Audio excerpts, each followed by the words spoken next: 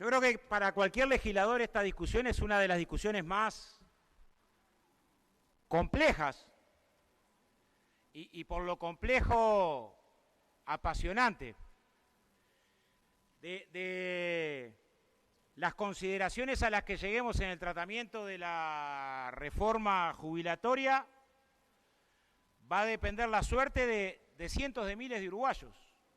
No es otra cosa la que estamos resolviendo.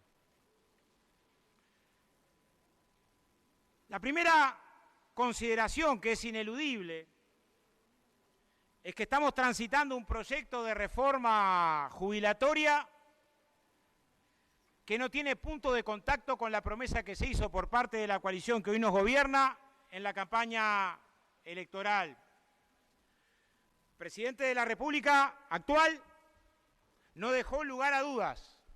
Se expresó con contundencia que lo que no se podía hacer era cambiarle las reglas del juego al trabajador que estaba en actividad. Lo que no se podía hacer era exigirle más años de edad para poder acceder al derecho jubilatorio, que de haber una reforma jubilatoria, esta iba a abarcar a los nuevos trabajadores, a los que fueran a ingresar en el mercado laboral, y en todo caso trabajar en una serie de estímulos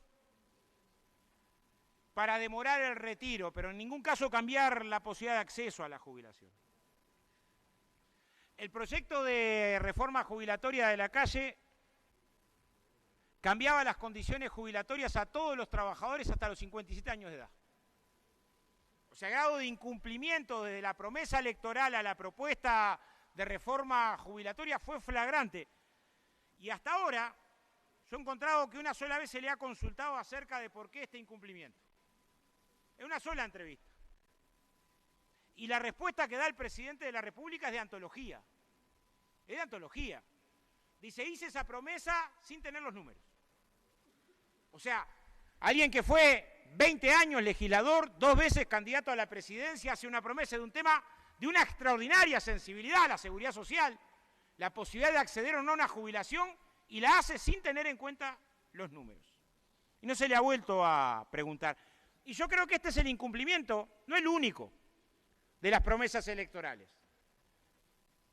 Pero es el incumplimiento que no puede atribuírsele a la pandemia. Cuando acá hemos discutido acerca de que llevamos 3 años de rebaja de salario real, hoy con una economía que está 4 puntos por encima de lo que estaba en el 2019, o de rebaja de las jubilaciones, parte de la reforma jubilatoria en curso fuera de este proyecto de ley, es que los jubilados del Uruguay han visto deteriorarse su capacidad de compra de manera sistemática, o de recortes en la inversión educativa. Hasta ahora el debate político se interpreta que ese incumplimiento de promesas electorales son incumplimientos que tienen que ver con la pandemia que afectó al Uruguay y el drama que tuvo que enfrentar los uruguayos durante el año 2020 y parte del 2021. Ahora acá estamos ante una propuesta de reforma jubilatoria cuyos efectos más importantes, no los únicos, se van a aplicar a partir del 2030. Entonces no hay forma de fundamentar de que el incumplimiento de campaña electoral tiene que ver con la pandemia. En segundo lugar, un tema que se ha debatido poco y nos hacemos la autocrítica, porque creemos que es de los temas centrales, la reforma jubilatoria propuesta pone en riesgo la cobertura, evidentemente pone en riesgo la cobertura. Los promotores de la reforma han intentado construir un relato que dice la cobertura en Uruguay nunca fue un problema. Sin embargo, y voy a citar cada dato de dónde viene para después evitar falsas polémicas, en el documento de la Comisión de Expertos de Seguridad Social, el votado por mayoría, ubica con mucha claridad que la cobertura de jubilaciones de mayores de 65 años del año 2004 era 6,5 puntos menos de lo que es ahora. No solo era 6,5 puntos menos la cobertura en el año 2004, sino que todas las proyecciones, todas las que existen, no las creencias, todas las proyecciones, hay un trabajo de la CEPAL de esos años, hay un trabajo hecho por el economista Lago Marcino, las propias proyecciones del BPS establecían una situación dramática. Yo no puedo coincidir con quienes sostuvieron en sala que la reforma del año 96 no generó ningún impacto negativo. Cuando se trata del proyecto de flexibilización de las jubilaciones en el año 2008, se lo hace sobre esta base. Se cita un trabajo de la CEPAL, insospechado de tener vínculos partidarios. El 70% de los trabajadores de la actividad privada no llegaba a alcanzar las condiciones que exigía la reforma establecida en el año 96 para acceder a las jubilaciones. Es algo que reconoce la actual discusión. ¿Por qué no se vuelve a los 35 años de aportación? Si fuera verdad esto que se coloca por parte del miembro informante de que el decil 1 de menor ingreso tiene un 75% de densidad de cotización. ¿Cómo se explica que 1 de cada 5 trabajadores tenga que jubilarse por edad avanzada, esperando hasta los 66 años, si trabajamos con densidad de cotización que van del 75 al 97%, con los datos que hizo el gobierno para proyectar las jubilaciones? ¿Cómo explicamos la realidad, no las proyecciones? De que sectores enteros de actividad, trabajo doméstico, la industria de la construcción, restaurantes y hoteles, a gatas alcanzan un 46% de densidad de cotización, según Banco Mundial, según CIMBE, según proyecciones actuariales del propio Banco de Previsión Social. Entonces la reforma del 96 que endureció las condiciones jubilatorias porque puso 35 años, porque subió la edad para la jubilación por edad avanzada a los 70 años, porque amplió a 15 años de aporte para acceder por edad avanzada, que endureció las condiciones jubilatorias, generó un escenario similar al que puede generar esta reforma jubilatoria. Poner en riesgo la posibilidad del acceso a la jubilación de todos los trabajadores, no, de los trabajadores más pobres. O sea, no hay duda que los trabajadores que tienen más dificultades para poder concentrar a lo largo de su carrera laboral 30 años de aporte a la seguridad social son los trabajadores más pobres. No hay que hacer ninguna proyección. En el año 2011, un 27% de los trabajadores fueron altas por edad avanzada. En el año 2012, un 21%, un 20% en el 2013, 20,4% en el 2014, 19% en el 2015. ¿Con qué cantidad de años aportados? Se han jubilado 1 de cada 5 trabajadores en los últimos 15 años. ¿Con qué cantidad de años aportados? 25 años, 26. Esa es la realidad que tenemos de los 2 quintiles de ingresos más bajos. Y a esos trabajadores les decimos hoy que ya no se van a poder jubilar con 25 años de aporte y 65 de edad. Estamos retornando al proyecto del 96 que empuja a los trabajadores más pobres a jubilarse con cerca de 70. En el mejor de los casos, trabajando hasta esa edad. En el mejor de los casos. En el peor de los casos, sin trabajo. Esperar 24 meses o 36 meses sin trabajo a computar la edad que le permita acceder a una jubilación. Puede ser justa una reforma jubilatoria que tiene como fuente de financiación postergar el acceso a la jubilación de los trabajadores más pobres, de los que tienen mayor dificultad. Acá tengo el informe del Banco Mundial, no de Cuesta Duarte, del Banco Mundial, el de CIMBE, todos coinciden en que este es un resultado de la reforma.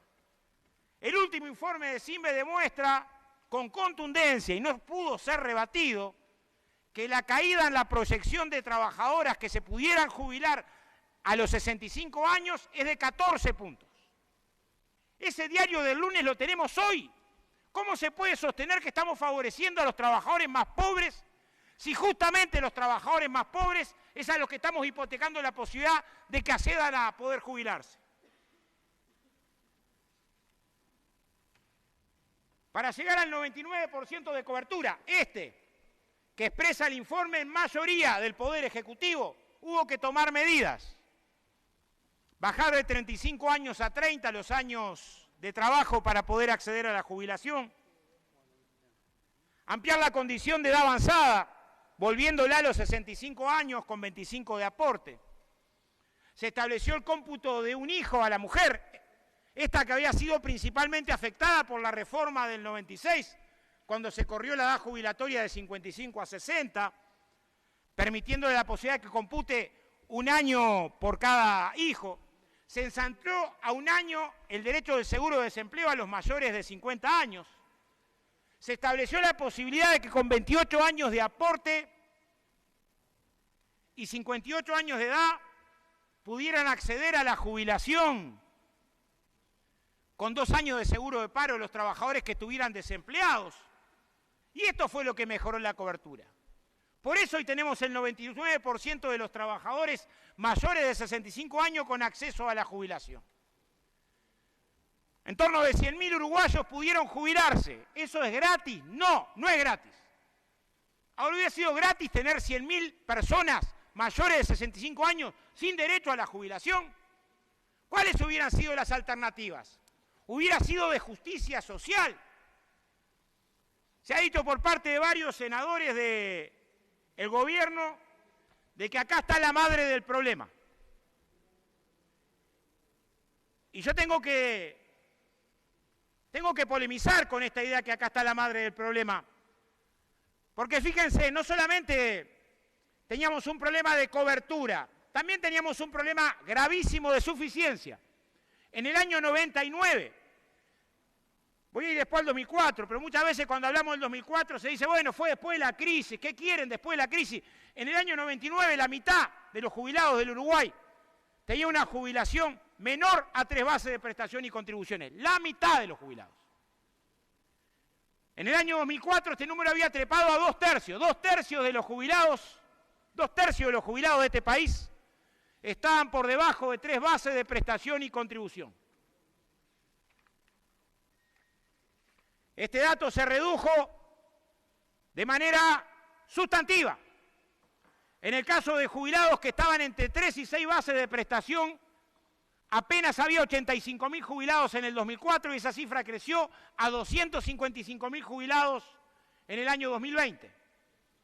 Hubiera sido mucho más económico para el BPS mantener las jubilaciones que existían en el año 99 o en el año 2005.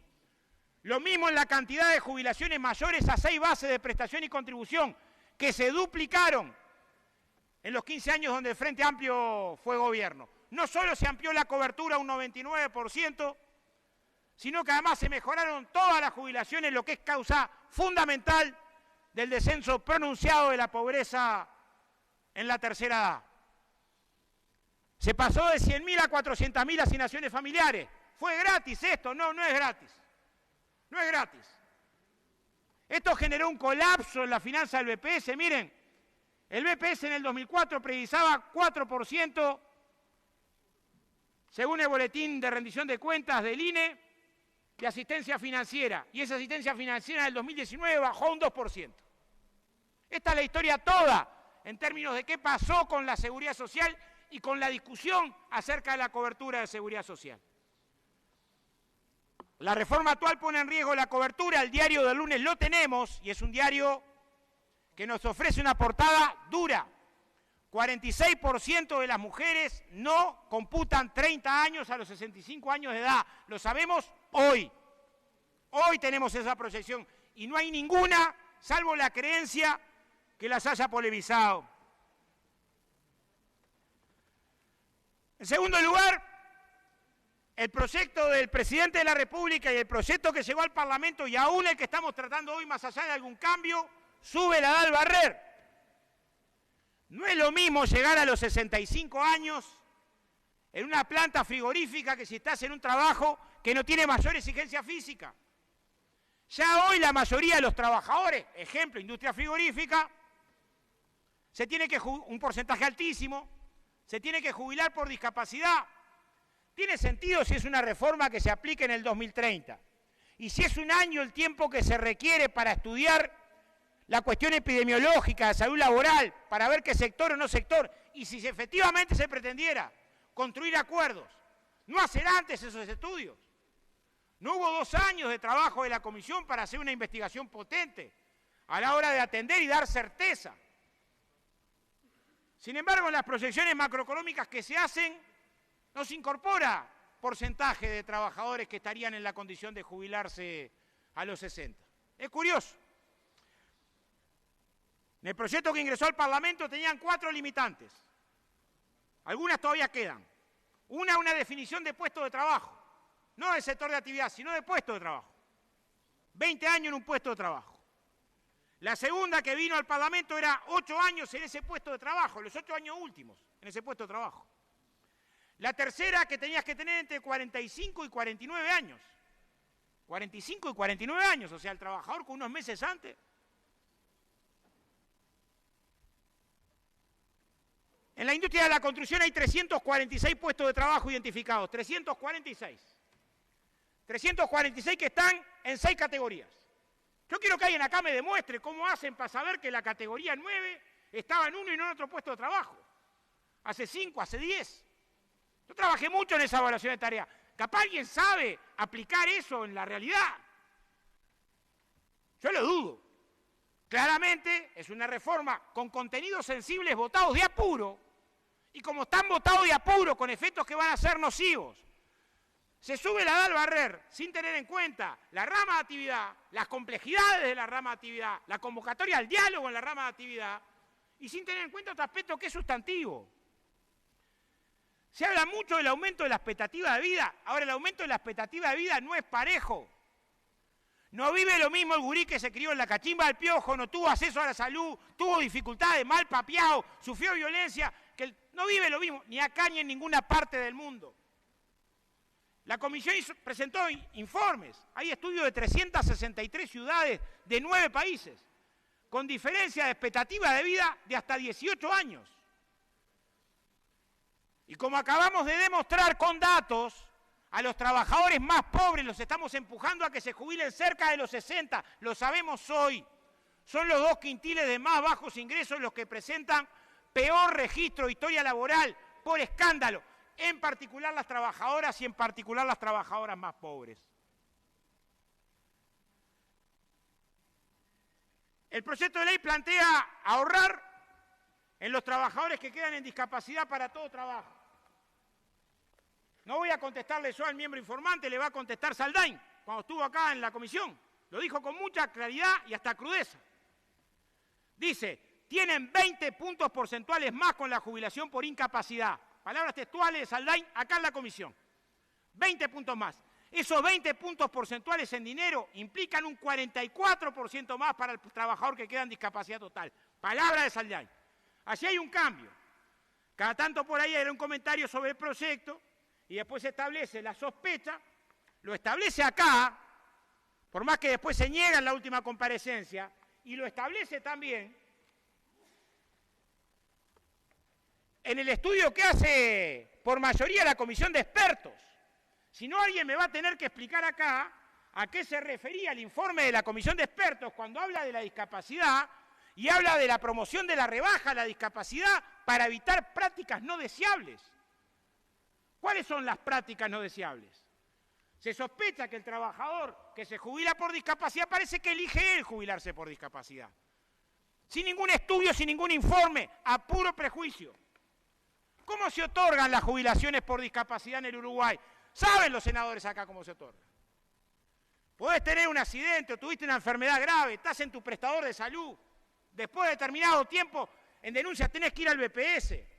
Se te hace un peritaje, tenés que llevar 2 años de historia laboral, se te dan estudios, tratamiento de la patología, se te habilita para que vayas a una junta médica. La junta médica tiene 3 posibilidades. Una, que tengas más del 66% de discapacidad, tampoco tenés la jubilación, ahí te pasa una comisión técnica. Si tenés un 66 o un 50, te puede extender el subsidio transitorio. Y si tenés menos de un 50% de discapacidad, te da alta. Eso es lo que pasa con la prestación. Cualquiera que ha estado cerca de una rama de actividad muy expuesta a temas de accidente de trabajo, lo sabe con claridad. ¿Cuántas veces hemos tenido que atender trabajadores que vienen de la junta médica con condiciones precarias y tienen que rogar para que los reintegren? Porque después de 3 años tenés que estar 1 año de actividad para que te vuelvan a hacer un examen. También en esto hubo cambios del gobierno del Frente Amplio de los que estamos orgullosos. En la flexibilización de las jubilaciones flexibilizamos el acceso a las jubilaciones por discapacidad. Lo hicimos. Porque antes, si no tenías 6 meses corrido al momento que sufriste el accidente, no tenías jubilación por discapacidad y uno no elige cuándo accidentarse. ¿Es o no es? Y cambiamos los factores de ponderación para el caso del reintegro. ¿Cuánto de esto se discutió en la comisión? ¿Con qué profundidad debatimos un tema que abarca 1 de cada 5 jubilaciones que se dan en Uruguay? 18%, 17%. Estima la CEPAL que cerca de 20.000 personas se jubilaron gracias a esa flexibilización y me enorgullezco que hayamos flexibilizado. Tanto los baremos como la posibilidad del acceso a la prestación por discapacidad. Los informes de la propia comisión de expertos dan un dato que es contundente. Las personas en situación de discapacidad que se jubilan viven 6 años menos que el resto. ¿Podemos sostener que se jubilan de bandidos y viven menos que el resto? ¿No tendría que darnos al revés? Es ahí que queremos ahorrar, que tenemos problemas en la sustentabilidad económica. Queremos ahorrar en el trabajador que se accidentó y que no puede trabajar y queda en discapacidad para todo trabajo. ¿De qué momento ese es el centro de una acción política sensata? Pedimos la información que se nos dijera, no se nos dio, estamos votando a oscura, que se nos dijera la diferencia de mantener el cómputo actual con respecto al otro cómputo. ¿Cuánto es que estamos ahorrando en esto? Y se nos hizo una proyección de cuánto se va a gastar en discapacidad. No es la información que pedimos las 3 veces que vinieron. Porque queremos el diálogo político y decir, bueno, en esto vamos a ahorrar, en los trabajadores más pobres. Yo he estudiado años el tema de discapacidad, no caigo hoy en esto. ¿Saben cuántas de las altas por discapacidad? ¿Sabe el cuerpo cuántas de las altas en discapacidad son del quintil más bajo de ingreso? Por si no lo saben, 50%. La mitad de los trabajadores que se jubilan con discapacidad también acá son de los trabajadores más pobres. ¿Qué puede tener de activista una medida en esta dirección? Tengo acá un estudio, no sé si me va a dar el tiempo, de cuáles son las principales afecciones. Osteomusculares, neoplastia, compañeros con cáncer. Ahí es que estamos recortando en materia de seguridad social. Podemos defender esto en un barrio, discutirlo con vecinos. Ahí elige el partido político al que le toca esto.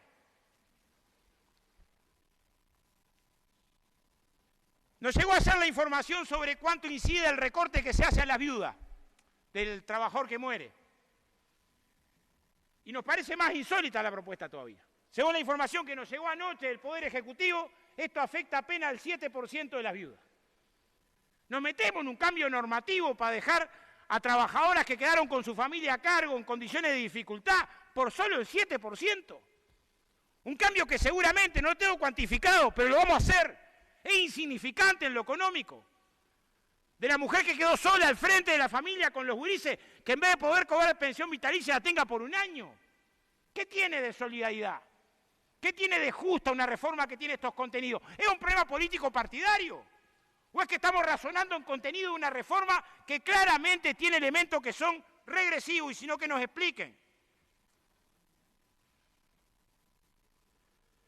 La reforma de la seguridad social, además, rebaja las jubilaciones.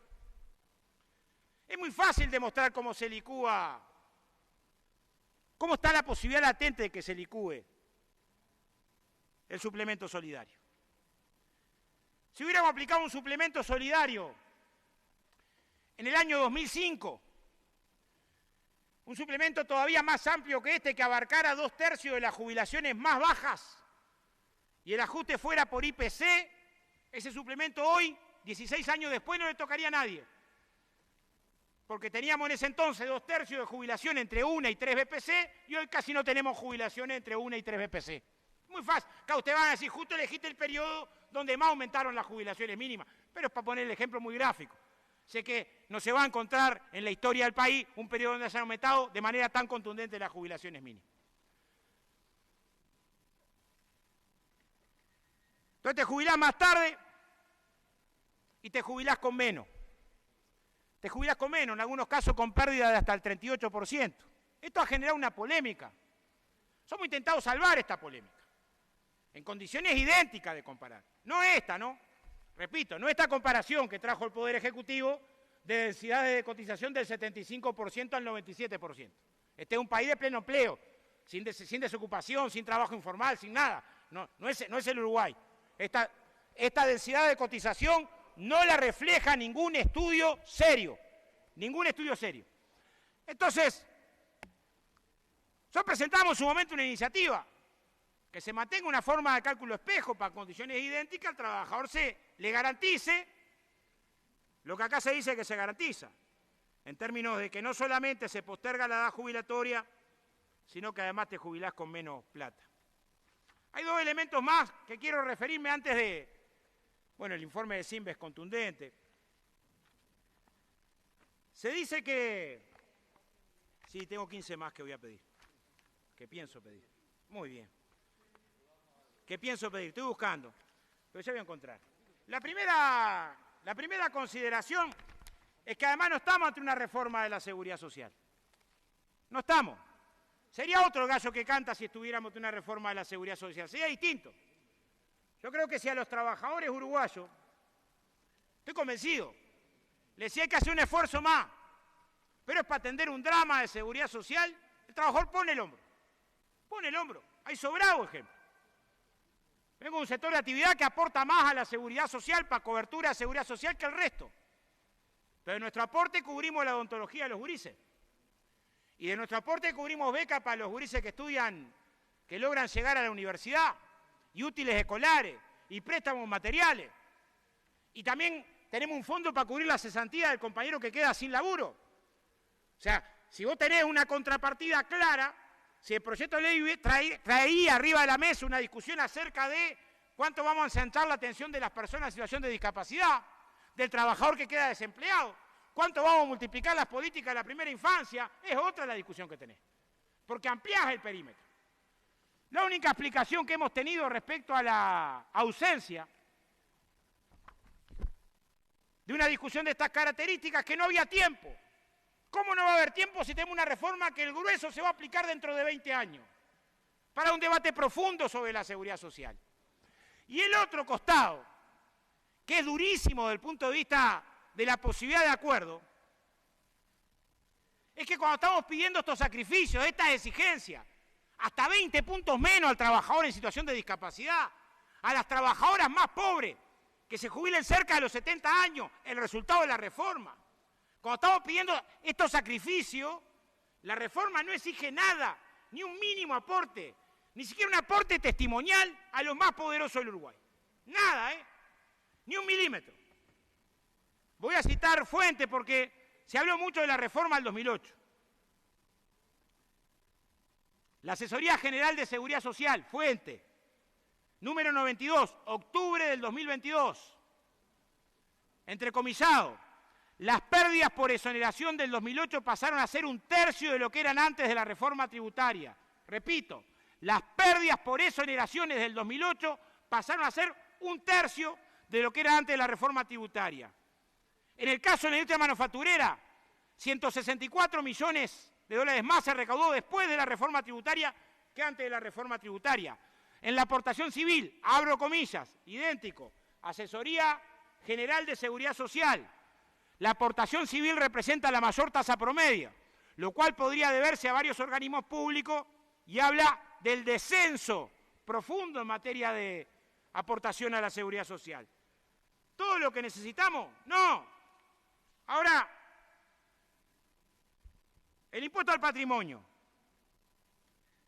745 millones exoneramos al impuesto al patrimonio en el año 2021. No tiene nada para aportar. Cuando estamos discutiendo de seguridad social, de cobertura, no hay nada para aportar. El único tributo que exonera más de lo que aporta. Las exoneraciones de IRAE, 821 millones en el año 2021. No tienen nada para aportar a la seguridad social.